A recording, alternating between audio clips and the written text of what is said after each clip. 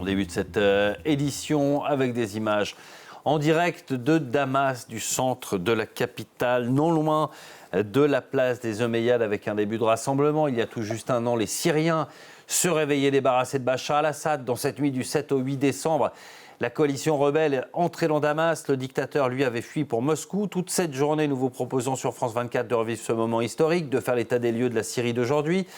Un pays dirigé par Ahmed al-Shara. Pour ce premier anniversaire, pas de festivités dans les régions contrôlées par les forces kurdes. En revanche, plusieurs événements sont donc prévus ici à Damas, notamment un défilé militaire qui s'apprête à débuter d'un instant à l'autre. Le point sur place avec notre correspondante Dana Alboz.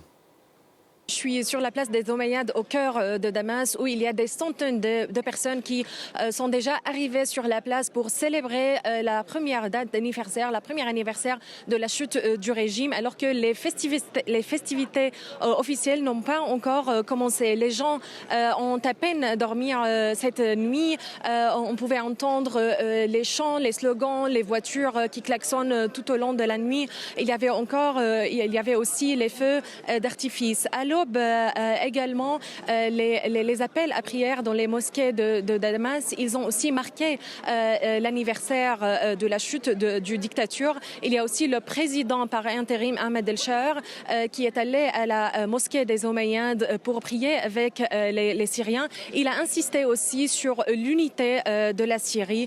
C'est cette question qui aussi inquiète beaucoup de Syriens. Par exemple, aujourd'hui, dans le nord-est de la Syrie, dans les régions qui sont sous le contrôle des forces kurdes, SDF, les célébrations ont été interdites. Les gens ne pouvaient pas vraiment célébrer ce jour.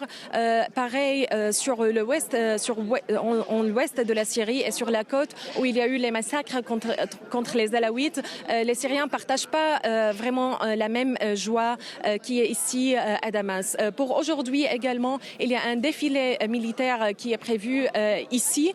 Et il y aura aussi des feux d'artifice et Ahmed al-Shara va aussi adresser et va faire un discours à 18h ce soir.